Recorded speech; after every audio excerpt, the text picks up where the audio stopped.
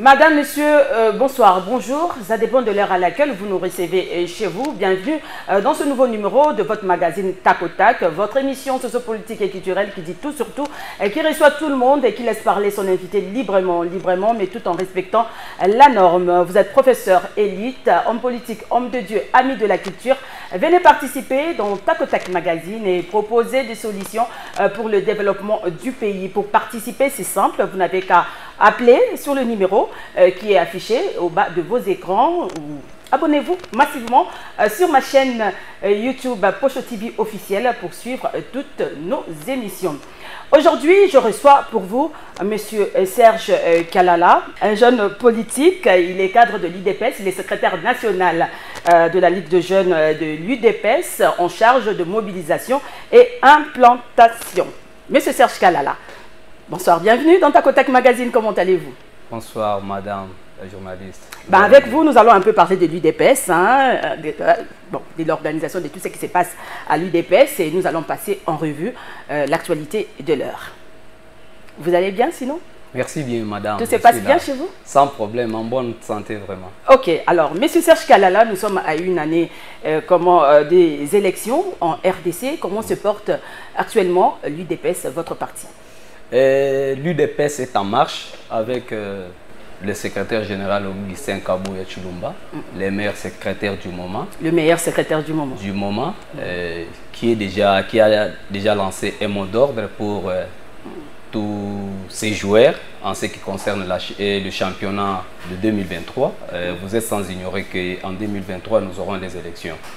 Lui, comme un attaquant de pointe, un coach, il a déjà commencé à briefer ses joueurs pour affronter ces élections en 2023. Mais depuis l'avènement de Félix Tshisekedi au pouvoir, l'UDPS n'a toujours pas de président. Pourquoi cela? Non, ce n'est pas du tout nécessaire. Les partis fonctionnent conformément à nos statuts. Si vous regardez dans nos statuts, dans son article 24, tout est dit et tout est clair. Ça ne nécessite pas qu'on ait un président parce que nous savons que notre président est là, il est empêché. Mais nous avons un secrétaire général qui a... Mais au moins officiellement, il avait un intérimaire, Jean-Marc Kabound. Mais là, rien. Ce qui n'existait pas dans nos statuts, un président intérimaire. Chez nous, nous avons un président et un secrétaire général. Et un secrétaire général qui a ses attributions dans ses articles 24. Je peux vous dire ça. Mais Kabound était intérimaire? Il était intérimaire non conformément à nos statuts. Madame la journaliste, je vous ai amené le statut.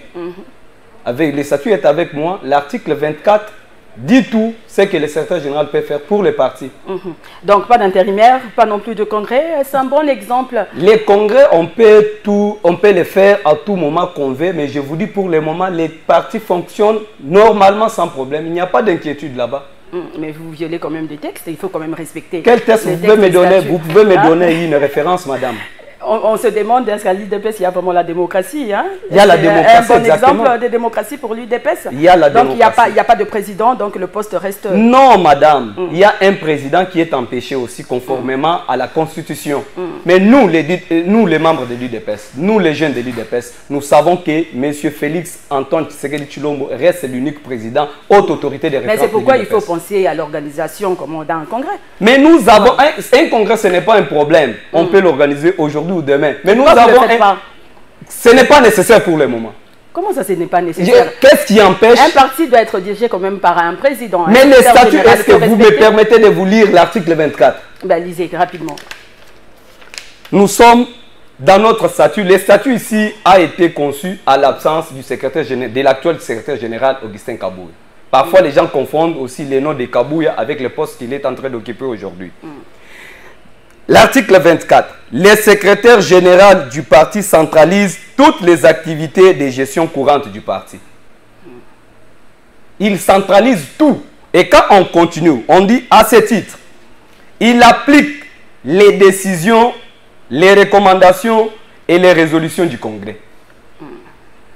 Il examine les avis et les propositions de la Convention démocratique du parti. Parce que vous voulez me parler de la Convention. Qu'est-ce qu'on nous dit là-bas? Les secrétaires généraux examinent les avis et les propositions de la Convention démocratique du Congo et les cas échéants assurent leur mise en œuvre. Organise l'administration générale du parti et assure la gestion du fichier des ressources humaines du parti, délibère et statue sur toutes les questions de gestion courante du parti en se conformant aux dispositions statutaires et règlements et aux décisions et résolutions du Congrès. Transmet à chaque organe exécutif de base les décisions et les directives et instructions de la présidence du parti. Dispose au bureau de la convention, dépose au bureau de la convention démocratique du parti au plus tard le 1er octobre de chaque année le rapport d'activité et le projet de budget du parti pour l'exercice prochain. Ce sont là les attributions du secrétaire général. Je ne vois pas pourquoi on peut inventer un autre article. Nous n'avons pas une autre référence, c'est notre statut qui parle. Mais c'est là l'article 26, hein, comment des statuts du parti. Votre parti est censé être géré par le triumvirat, la CEP, le secrétariat général et la CDP. Mais rien jusque-là. À ce niveau-là, je peux lire et je vous pose au moins aussi quelques questions là-bas. Non, en tout cas, en cas de décès, nous voulons savoir. Oui, article 26, article 26, en cas de décès, est-ce que le président est décédé? Dis-moi si le président est décédé. Mais le président Félix Tshisekedi est le président de la République. C'est ça l'article. Il n'est plus le président de l'UDPS. Je suis devant le statut de l'UDPS. Quand on a conçu ce statut, c'est que Kabouya n'était pas secrétaire général. Il était absent. Ne combattait pas les noms par rapport au statut. Le président est empêché. Est-ce qu'il est empêché définitivement? Il occupe d'autres fonctions. Il est maintenant président. Non, pas définitivement. Le président actuel, le président de la République, Félix Tshisekedi Antoine Tshisekedi Tshilombo, il est vivant. Donc, il n'est pas empêché définitivement. C'est la raison du plus fort à l'UDPS. Hein, mais c'est le statut. Et pourquoi vous avez peur? Moi, j'ai comme l'impression que vous avez peur d'organiser un congrès. Vous ne voulez pas un autre président? Si réellement on a la bonne volonté de reconduire le président Félix Antoine Tshisekedi comme le président du parti et comme le candidat de l'UDPS, il nous faut toujours un congrès. Soyons sérieux, il faut un congrès. Ben pour l'organisation du parti quand même. Est-ce que c'est parti... Moi, j'ai reçu les anciens de l'UDPS ici. Ce parti n'est pas mal organisé. Dans peu de temps, que secrétaire après, général... Après débarrassé de Jean-Marc Kabound, il y a... Le peu de temps qu'on a donné à Augustin Kabouya, le parti, et le parti a repris son niveau. Ah bon. Dans peu de mois. Il y a autant de réalisations. Nous avons aujourd'hui, on ne comptait aucune fédération. C'était un peu la gestion du parti par Augustin Kabouya. Oui. Comme vous le dites là, quelles sont les réalisations? Dans peu de temps, madame, qu'il a occupé la tête du parti, on avait 2 ou 3 permanences officielles du parti. Aujourd'hui, on en a plus de 14 permanences officielles. Je peux vous donner même un exemple. Une cellule de Loufou, nous avons une permanence de 2 niveaux. Les partis, certains partis qui ont fait dans ces pays 18 ans, ils n'ont pas de permanence, vous êtes au courant. Nous en avons autant. On n'avait qu'un seul gouverneur ici, pour toute la République. Aujourd'hui, avec le secrétaire général Augustin Kabouya, on en a autant, plus de 5 gouverneurs. Il a remporté ici parce que les gens vous disaient que dans 2 mois, Kabouya c'est un incompétent, il va claquer tout ça. Mais dans quelques mois, il nous a donné ce qu'il a donné. Aujourd'hui, il y a l'identification de nos membres dans nos cellules.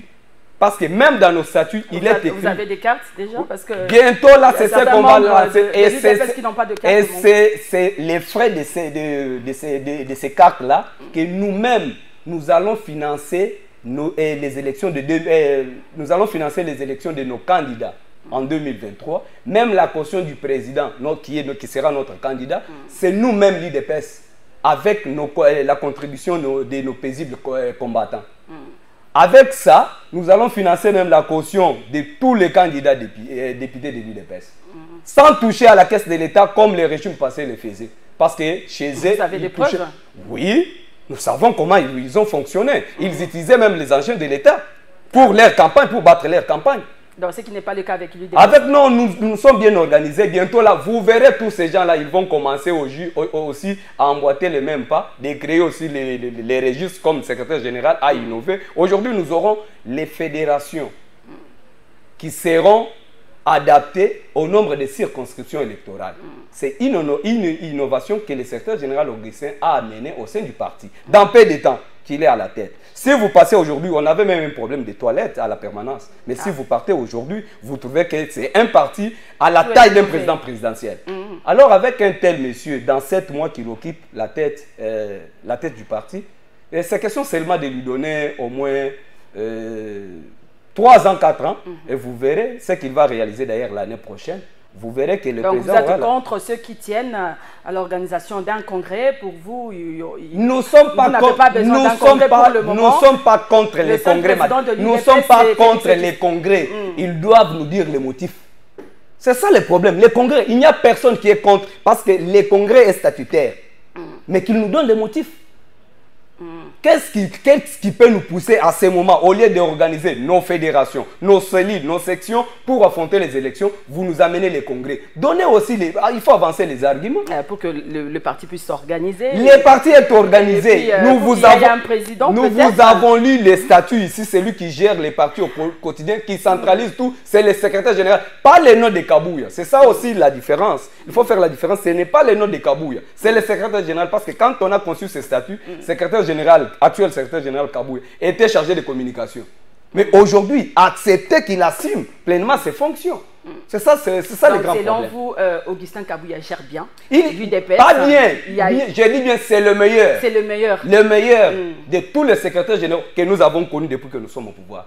C'est le meilleur. C'est le meilleur. Oui. Ah, donc vous avez parlé de la communication là, donc vous faites aussi la communication un peu de Kabouya. Est-ce que votre communication est attachée à un individu ou bien au pays? Non, la communication n'est pas attachée à un individu, mais d'une part aussi la communication. Pas Dialelo. Pas Dialelo. La communication aussi, c'est un don. Kabouya, c'est don là. Kabouya est capable de mobiliser aujourd'hui à 14 h. Il fait seulement un communiqué. Il dit tous les combattants à la permanence à 17 h. Vous allez trouver tous ces combattants-là. C'est un don. Il a ces dons-là. C'est un don que le président Félix Antoine Tshisekedi Tshilombo, que je félicite, il nous a donné un bon communicateur. Il a cette bénédiction-là. Et nous sommes les bénéficiaires.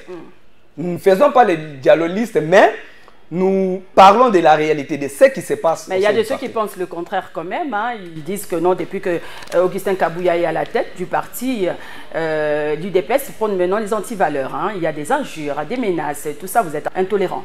Et vous savez que les injures sont condamnables. Je vous dis, quand vous injuriez quelqu'un, vous-même quand même, vous êtes consciente que quand vous injuriez un cadre, quand vous injuriez une personne, on peut vous faire arrêter. Oui, c'est ça l'état des droits. Ce n'est pas ça dire que tu as des libertés d'expression, tout ça. Non, quand vous injuriez quelqu'un actuellement avec le secrétaire général, vous allez répondre. Lui-même est un modèle, il a été convoqué, vous êtes... Il a été interpellé, oui. Voilà, il était parti comme tout autre citoyen. Ce n'est pas un problème, tu injures quelqu'un, il faut amener des preuves, tu arrives, tu te justifies. C'est comme ça, c'est ça même l'état des droits. Mais vous êtes jeune, vous voyez au moins ce qui se passe. Que non, bon, selon certains observateurs, que l'UDPS vraiment... L'intolérance, il n'y a pas vraiment la démocratie, la dictature, quand vous dites, bon, la liberté d'expression un peu en danger et tout ça, quand vous parlez par rapport aussi à la déclaration du chef de l'État Félix Tshisekedi, Maloko Makotonda, tout ça, les gens ont peur maintenant de parler, de dire des choses. Vous n'aimez pas entendre la vérité? Vous avez peur d'injurier quelqu'un, pas avoir peur de critiquer quelqu'un. Vous pouvez critiquer. D'ailleurs, madame, je vous dis une chose, nous avons connu un seul président où vous l'injuriez. Vous injuriez sa femme, vous injuriez sa mère. Et lui continue toujours à travailler. C'est exceptionnel. J'ai connu 4 présidents. Mobutu, Kabila père et Kabila fils, aujourd'hui 4e président. Le seul président qui accepte, vous l'injuriez, lui continue toujours à réaliser ses rêves. C'est le contraire. Mais imaginez-vous quand vous injuriez la première dame. C'est une personne, admettons une personne, vous vous réveillez le matin, vous commencez à injurier votre voisine. Elle peut se plaindre aussi, on vous arrête. Et c'est ça même l'état des droits. Aujourd'hui, nous ne sommes pas dans votre maison aussi, hein, chez vous aussi. Il y a trop d'insultes, des menaces aussi. Hein. Oui. Quelle menace, à quel niveau? Non, chez vous, à l'UDPS, là, des combattants, des parlementaires debout. Vous voyez au moins comment ils se comportent. Même le Wewa qui se disent du parti au pouvoir. Non, la police... Il y a un peu un désordre là. Non, les désordres au sein de l'UDPS, non. Je dis bien, si quelqu'un vous dit qu'il y a du désordre au sein de l'UDPS, c'est faux et archi faux. Parce que c'est question seulement de se conformer à nos statuts. Celui qui parle du désordre, là, c'est quelqu'un qui a touché, par exemple, les ponts des vins ailleurs, il veut mettre du désordre dans l'IDPS. Il y a de l'ordre. Là-bas, nous avons un secrétaire général, nous avons les secrétaires nationaux, chefs de département qui travaillent. La Ligue des jeunes travaille librement. Nous faisons nos activités sans se référer à qui que ce soit. C'est ça la différence avec la gestion de Augustin Kabou. Tout se passe bien. Oui. À l'UDPS, tout va très bien. Vous affûtez déjà les armes pour les élections de 2023. Il a déjà lancé alors, à une année des élections, l'UDPS a-t-elle un bilan à présenter aux Congolais? Madame, nous avons un bilan largement positif. C'est la raison pour laquelle, parfois, on est fier de ne plus communiquer. Ah bon? Parce que les actes parlent, madame. Quand on vous parle de la gratuité de l'enseignement, il faut que je vienne sur ces plateaux pour communiquer. Je communique quoi? L'enseignant est payé, est mieux payé. Je vais communiquer quoi? L'enseignant est payé. C'est une réalité. Je vous donne un exemple aujourd'hui. Parce que ça m'énerve à un certain moment parce que je suis né d'un père enseignant et d'une mère enseignante. À l'époque, ma mère touchait 7 500 000 nouveaux haïrs. Et je prenais cette somme-là, j'ai payé pour 3 mois au collège Saint-Clément, à Cana. Je payais ça pour 3 mois. Le salaire de ma mère, je payais à l'époque 3 mois. Et aujourd'hui, avec ce que le président Félix a fait pour mes parents, ma mère aujourd'hui est en train de construire. Aujourd'hui à Kinshasa, si un enseignant vous cherche une maison dans la parcelle, il est le bienvenu. Contrairement à l'époque, quand on apprend que c'est un enseignant qui veut récupérer une maison ici, c'est le bailleur qui dit, en tout cas, s'il vous plaît, pas celui-là, il faut chercher aussi un autre locataire. Et aujourd'hui, nous avons des enseignants qui sont à l'aise. Est-ce que vous avez attendu un jour les enseignants? C'est ça que je voudrais un peu dire. Il faut laisser les bénéficiaires eux-mêmes parler. Il faut laisser les bénéficiaires. Vous avez vu les enseignants en train de se plaindre? Oui, il y a des enseignants qui se plaignent. Non, les cas, ne me parlez pas des cas isolés. Parlez d'une manière générale. Il y a des cas isolés. Je suis NI, je suis non payé. Oui, il y a des cas comme ça qu'il faut régler. Mais d'une manière générale, la gratuité de l'enseignement est effective et une réalité. Avec quelle qualité des écoles? Il y a ça, nous entrons dans des infrastructures scolaires. Ça, c'est le deuxième point. La gratuité, nous avons plus de 90 élèves dans une classe. Madame, vous pouvez accepter avec moi qu'il y a d'abord la gratuité de l'enseignement.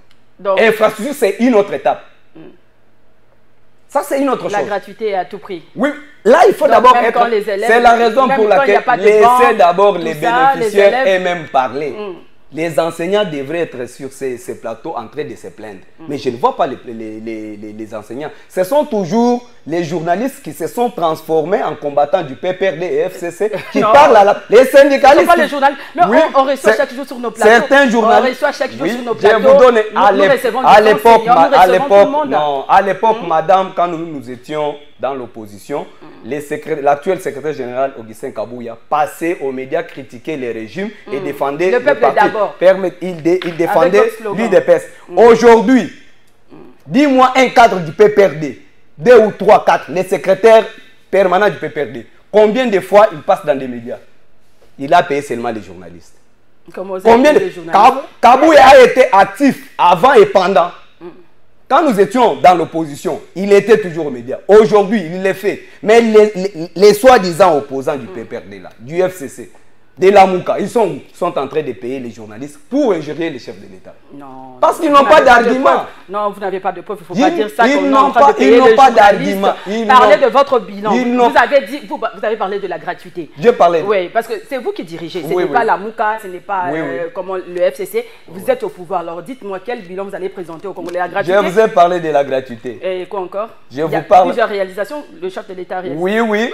Des infrastructures routières. Vous prenez la province du Kassai central. Depuis l'époque coloniale, madame, Kassai central n'a jamais bénéficié d'une infrastructure routière de 25 km.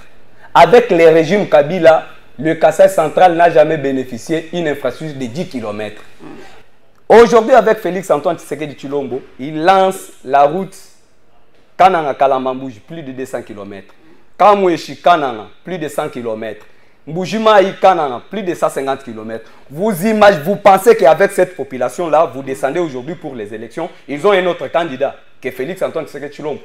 Mais malgré tout ça, la population croupit toujours dans la misère. Hein? Non. Le peuple d'abord. Vous, le problème, c'est quoi? Vous prenez des cas isolés. Mais c'est vous. Vous prenez des cas isolés. N'est-ce pas? Le peuple d'abord. Le peuple d'abord, d'une manière générale, à combien de pourcentage le peuple est en train de se plaindre? Le peuple est en train de... C'est la raison pour laquelle j'ai dit ceci. Nos frères, nos amis, les soi-disant de l'opposition, aujourd'hui, ils ont payé aujourd'hui les journalistes. Ils sont incapables de défendre. Pourquoi vous dites toujours qu'on paye les journalistes? Ils sont... Mais ces journalistes-là vous ont accompagné quand vous étiez dans l'opposition. Quels journalistes? Tous ces journalistes que vous traitez volontairement, oui.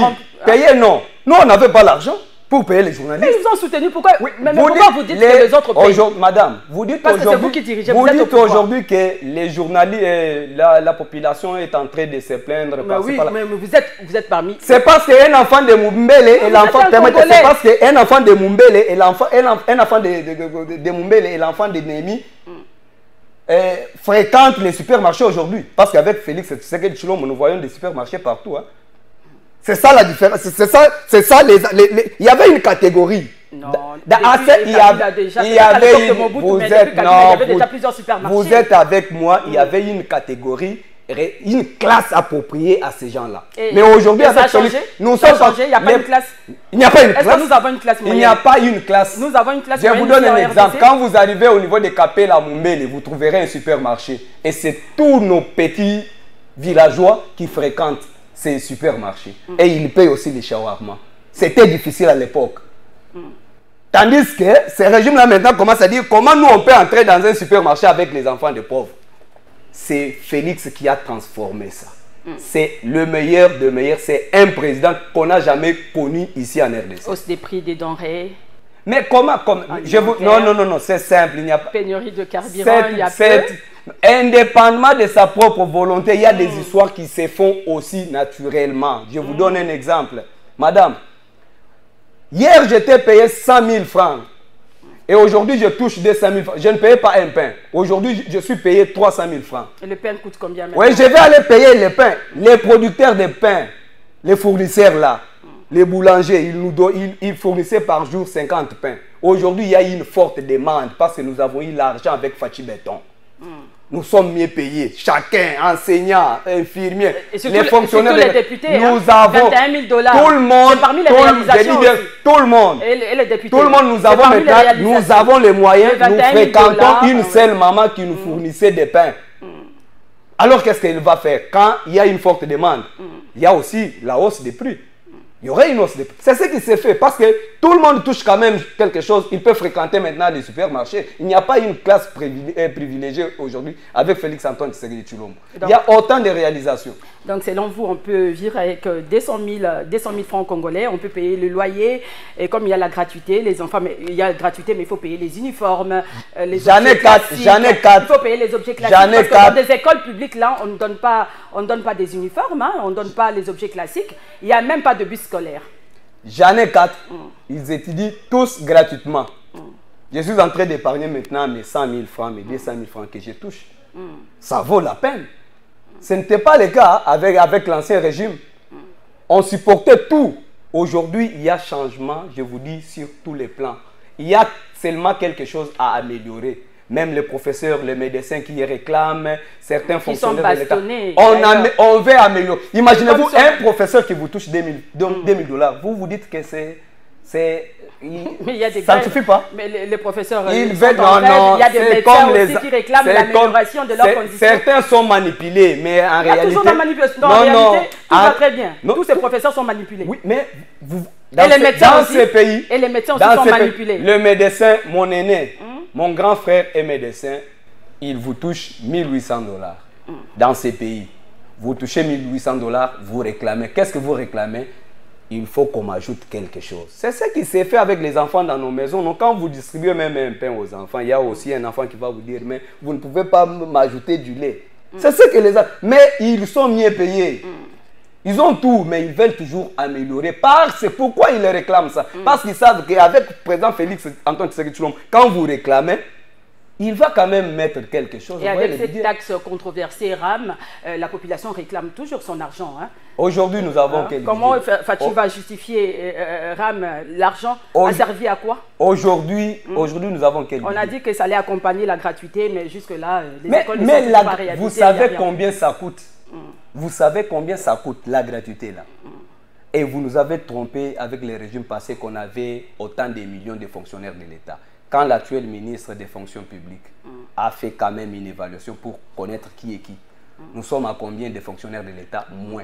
Maintenant, toute cette somme-là, partez où? Toujours à Kingakati. C'est ça les régimes que vous voulez nous présenter aujourd'hui? Ils n'ont pas un bilan, nous n'avons pas un tableau. Moi, je n'ai pas comparé votre régime à un régime, à notre régime. Hein. C'est félicitations. Vous qui êtes dans la comparaison. Non, depuis le début de cette émission, j'ai dit bien félicitations. Il n'y a pas un tableau à comparer avec celui du Félix Antoine Tshisekedi Tshilombo, le chef de l'État. Il n'y a pas un tableau à comparer. Parce que même quand vous êtes sur terrain, vous circulez, vous sentez quand même qu'il y a un changement. Donc vous sentez qu'il y a un changement. Il y avait une période où... Quand il y a les micobos à Kingabwa, les jeunes mangent les micobos, les moukou à Soso, avec le riz de 100 francs, il y a Balouto, il y a Mouké à 100 francs. Mais c'est ça. Non, madame, je vous dis une chose, laissez les bénéficiaires eux-mêmes parler. Les bénéficiaires... On a des micro-baladeurs, non? Pourquoi c'est une chaîne de télévision. Oh là là, vous voulez toujours vous mettre à la place. Nous voulons voir aussi les opposants des cadres, les opposants du... Nous sommes la voix des PPRD, FCC, nous voulons aussi les voir sur ces plateaux. Pourquoi ils envoient toujours les journalistes? En 2023, Félix a un bilan à présenter. Et il va pas seulement un bilan. Il va passer sans doute. Il va passer, il sera réélu. D'ailleurs, madame, si Kadima nous organise les élections en 2023, c'est par respect de la Constitution. En réalité, avec le président actuel, les Congolais, on devrait se dire il n'y a pas élection, on continue avec Félix. Lors d'une interview sur France 24 et RFI, Félix Tshisekedi a dit qu'il sera réélu. Il était sûr de lui. Mais, madame... Mais Kabounda a dit que non, il préparait... je dis ceci. Si la CENI, Kadima, président Kadima nous organise les élections, c'est par respect de la Constitution. Mais en réalité... Vous ne préparez pas la fraude? Hein? Vous ne préparez pas la fraude, comme avait dit Kabounda. Qui est sur terrain actuellement? Quel est ce parti qui est sur terrain maintenant? Mais il y a plusieurs partis. Hein. Lesquels? Vous faites un petit parti à Kingabwa, vous faites un petit parti à Makala et vous dites que vous êtes sur terrain. Donc selon vous, sur base de quoi Fachi sera réélu? Sur base de quoi? D'abord sur base de ses réalisations. De ses réalisations. Oui. Sur base de ses réalisations. Il a concrétisé ce qu'il a promis à ce peuple congolais qui attendait toujours un changement. Et le changement, c'est Félix Antoine Tshisekedi Tshilombo. Transformer la RDC en Allemagne d'Afrique, là, on n'a pas vu. Hein. Non. Madame, je vous dis une chose. Non. Les poulets béton, tout ça. Je vous dis une chose. Je suis licencié en développement rural, option planification régionale. Le développement, c'est un processus. Il ne faut pas mentir aux Congolais, il faut dire la vérité. C'est un processus. Tous les TDR qui me connaissent très mieux, si je pense là où ils sont, ils savent que le développement, quand nous définissons les développements... C'est un processus. Il fallait qu'ils disent que c'est un processus, ça viendra avec le temps. Il ne faut pas dire que notre il a promis. Je vais faire ça. Quand je serai au pouvoir, je vais donner ma tête à couper. Il a promis, il a fait, il est en train de faire. Nous avons aussi aujourd'hui des usines, les usines d'eau ici à Kinshasa. Nous avons des chantiers qui sont en cours, des infrastructures routières, on ne peut pas en parler, des écoles. On est en train de réaliser tout ça avec lui. Bon, pour finir, l'Est est toujours en insécurité. Bunagana occupé par le M23, l'Ouest embrasé avec le conflit Teke et Yaka. En quoi Fachi est bon pour un nouveau mandat? Il est le meilleur. Je le répète, il est le meilleur. C'est bien beau de le dire, le meilleur, mais en quoi il est bon? Parce que l'Est là-bas, les atrocités... Nous sommes un seul pays au monde qui traite les dossiers sécuritaires sur le plateau de télévision. Vous pouvez me dire les plans de sortie sécuritaire de l'Ukraine, de la Russie, des États-Unis. Il n'y a qu'ici, en RDC, où un certain membre d'un parti politique comme moi, soit de l'opposition, qui se met sur ces plateaux. Non, nous avons besoin de vos propositions quand même. Il faut proposer la proposition sécuritaire reste toujours une discrétion. C'est ça la matière sécuritaire. Mais vous avez au moins suivi les discours de Fachi. Ah oui. Comment depuis la tribune des Nations Unies, oui. il a indexé, il a dit sans embâche que le Rwanda, il a cité le Rwanda comme pays agresseur. Madame, qui est Fachi dans ces pays? Il est le garant des bons fonctionnements. Il est le garant, c'est le commandant suprême. C'est lui le commandant suprême. C'est dans ses attributions de dire ça. Ce n'est pas à nous, les acteurs politiques, de se mettre sur ce plateau, débattre la sécurité en public. Vous proposez quoi? Parce que vous n'avez pas suivi le message de Fayulu depuis les États-Unis. Il appelle à la cohésion des Congolais. Là où il payait aussi les shawarma pendant que ses frères sont en train de courir là-bas. Mais non, mais par rapport à la question de l'Est, oui. Il a dit qu'il faut mettre vos différents de côté. Fayulu, Muzito, vous deviez vous mettre ensemble pour trouver une solution. Mais qui doit le faire? Nous avons vu en Ukraine. C'est quand même un bon message, nous avons vu en Ukraine le président Vladimir Zelensky. Pendant la guerre, nous avons vu son prédécesseur venir vers lui. Et c'est ce que les opposants ici ont fait. Qui est allé vers Fachi? Quand on gagne un territoire, c'est le FRDC. Quand on perd un territoire, Fachi fait néant. Non, quand vous frustrez déjà les opposants, oui, avec vos discours. Non, nous n'avons pas une opposition ici, madame, nous n'avons pas une opposition. Nous-mêmes, nous faisons. Mais les Congolais, en tant que Congolais, il y a pas moyen. Ils sont où avec leurs propositions? Ils sont où? Ils sont où? Ils sont à la base de cette insécurité. Vous êtes d'accord s'ils venaient vers vous? Nous sommes premiers. C'est le président Fachi, Félix Antoine Tshisekedi Tshilombo, qui avait même tendu sa main. Il est le premier. On attend qu'il vienne. Qui est venu? Vous prenez quand nous avons créé cette histoire de l'Union sacrée. Ceux qui sont venus, ils sont là. Les autres ont dit non, il faut créer l'insécurité pour dire que Fachi est fait. Mais quand on récupère un territoire, là c'est FRDC. Quand on perd, c'est Fachi qui est fait. Mais quelle est selon vous la thérapeutique de choc pour mettre fin à cette guerre? Est-ce que vous avez une solution, une proposition? Une proposition sur le plan sécuritaire, c'est question seulement du temps. Il y a des stratégies, il y a des endroits où on peut proposer. Ce n'est pas sur ces plateaux, madame. On va étaler la situation. Bounagana est parti, sous votre régime. Bounagana est parti. C'est déjà parti où? Les M23 ont pris Bounagana. Jamais, je vous dis. Et les jours, j'aimerais bien, ces jours-là, quand nous allons récupérer Bounagana, que nos frères là, que certains journalistes viennent dire merci Fachi, nous avons récupéré Bounagana. C'est bientôt là.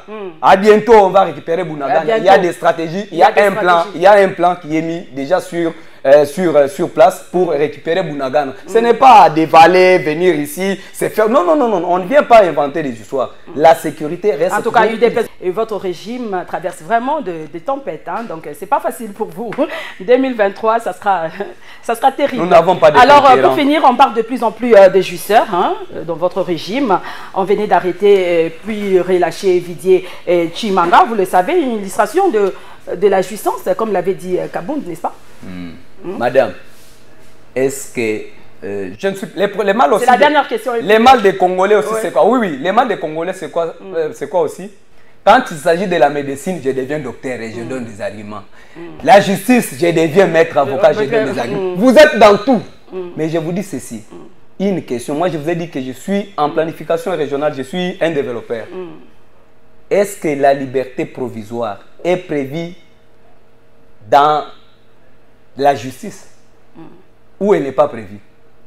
La liberté provisoire. Mais on connaît ce qui se passe chez nous. J'ai dit bien, si elle est prévue, dis-moi d'abord la liberté provisoire. Non, la liberté, si la liberté, c'est ça d'abord l'état des droits.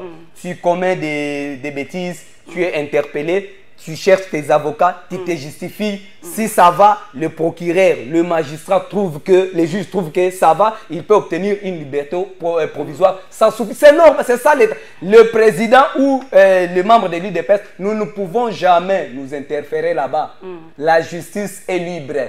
La justice est libre. Elle est libre. En train de faire son travail. Voilà. Libérer les détourneurs. Voilà. Est-ce que c'est le président Fachi qui avait porté plainte contre un Vidier? Ou bien c'est Augustin Kabouya? Non, nous sommes libres. Là, nous sommes libres, nous faisons tout ce que nous faisons, mais la justice est indépendante. Elle fait son travail. Vous avez vu même... Mais c'est pourquoi certains observateurs disent que non, le pays est mal géré, voilà. Non. Parce qu'il y a des gens qui vont en prison et puis après relâchés. Mais c'est la justice même dans des pays où des vieilles démocraties, nous voyons certaines personnalités libérées. Les enquêtes n'aboutissent jamais, donc c'est compliqué. Hein? Ce n'est pas compliqué, madame. La liberté existe. Oui, oui, et la Ligue des jeunes va affronter les élections en 2023. Nous vous avons vu, nous vous avons montré la force à l'IMCA jusqu'au jour d'aujourd'hui, hein, qu'un parti politique ose. Qui vivra, verra, comme on dit en français. Alors, je rappelle, cette émission est terminée. Je ne sais pas si vous avez un mot de la fin. Le mot de la fin, je tiens à féliciter Monsieur le président de la République, Félix Antoine Tshisekedi Tshilombo, qui se bat jour et nuit pour son pays. Je tiens à encourager le secrétaire général Augustin Kabouya, qui se bat jour et nuit pour la victoire, parce que c'est lui notre premier bouclier, qui est le premier bouclier de Félix Antoine Tshisekedi Tshilombo. La Ligue des jeunes, n'en parlons pas, nous sommes au front. C'est une équipe nationale que nous avons aujourd'hui. La Ligue va affronter ces élections en 2023, Fachi et Kaka. Rassurez-vous, nous n'avons pas d'adversaire. Nous sommes en train de chercher la majorité parlementaire. On se bat pour ça. Merci beaucoup, monsieur Serge Kalala. En tout cas, merci d'être venu. Ça sera tout, mesdames et messieurs. Cette émission est terminée. Je rappelle que j'avais reçu pour vous ce soir monsieur Serge Kalala. Il est secrétaire national de la Ligue de jeunes de l'UDPS en charge de mobilisation et implantation. Merci à l'équipe technique. Merci à vous de nous avoir suivis. Surtout, n'oubliez pas de vous abonner massivement sur ma chaîne YouTube Pocho TV officielle. Au revoir.